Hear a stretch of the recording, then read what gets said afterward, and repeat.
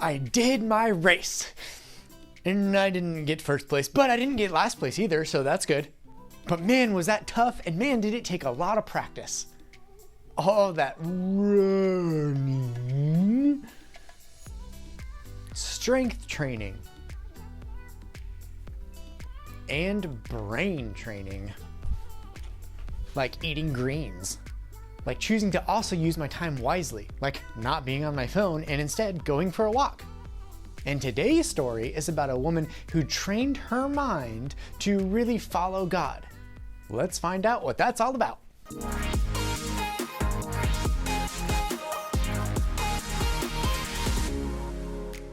When Jesus rode into Jerusalem on a donkey the week before Passover, the crowds were excited. Hosanna!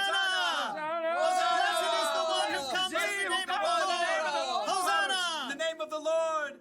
But the religious leaders were not. He's turning the world upside down. We'll have to fix that, won't we? All week, the religious leaders sent men to try trapping Jesus with trick questions. Teacher, is it right to pay taxes to Caesar? Every time, Jesus gave a wise answer that caught them off guard. Give back to Caesar what belongs to Caesar, and give back to God what belongs to God. Jesus knew the religious leaders were so puffed up with pride, they didn't want people to listen to anyone else. Jesus even warned the crowds about them. Watch out for the teachers of the law. They love to have the most important seats. They take over the houses of widows. They say long prayers to show off. One afternoon, Jesus and his disciples visited the temple. They sat down to rest for a moment across from the box where people came to put money they offered to God. Perhaps the disciples, mostly poor fishermen themselves, were impressed by the rich men giving gifts. Check out his robes. I think they actually might be silk. Jesus watched the rich men dropping handfuls of gold coins into the box. He knew that, like the religious leaders, they were proud to show how important they were. Check this out, world. Money, money, money. Always sunny in a rich man's world. Even though these wealthy men were giving impressive amounts of money, Jesus knew they had so much, this was easy for them. Simply a drop in the bucket. Huh. She looks a little out of place. The next person in line clearly wasn't wealthy. In fact, her patched robe showed she didn't have an extra cent to spare. A widow, probably. At that time, if a woman's husband died, she had no way to earn money and often had to live on next to nothing. 2 pennies? How's that gonna help anyone? Jesus was watching the woman too, but he saw something different, something more. Come over here, all of you. The disciples gathered around Jesus. What I'm about to tell you is true.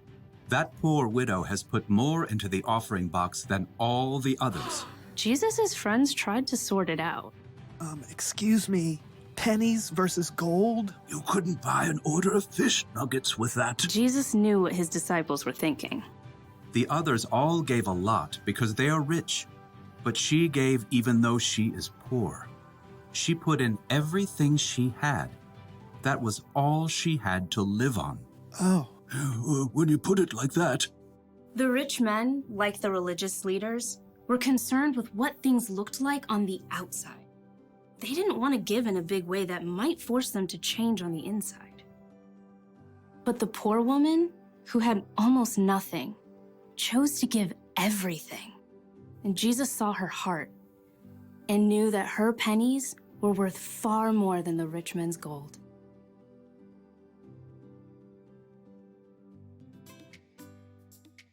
No one thought that that lady putting in 2 little bitty pennies was worth a lot. But you know what? It meant everything to God, because God knew that that was everything that she had.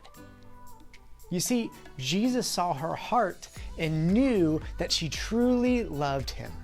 And that is something to celebrate. But wait a minute. Loving God and living for him is way more than about money. It is letting God into every area of your life. Like this.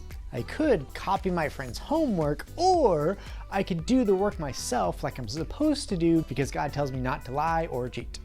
Or like this, my friend didn't buy me a present for my birthday, so why should I forgive him and get a present for their birthday? I'm just not gonna do that. But God would want us to forgive and go ahead and give a present to that person anyway and not hold a grudge against them. So the bottom line for today is this: practice living for God. And the more you practice, the more that you can kind of ask yourself this question with whatever's going on. Does this honor God or does this show my love for others? But it's really cool when God can use you and do some awesome things through you. So let him. I love it when God does awesome things through me. Like even allowing me to be here with you guys and to teach you guys. That is something to celebrate. So what's something in your life that you can celebrate? Think about it, and we'll see you guys later.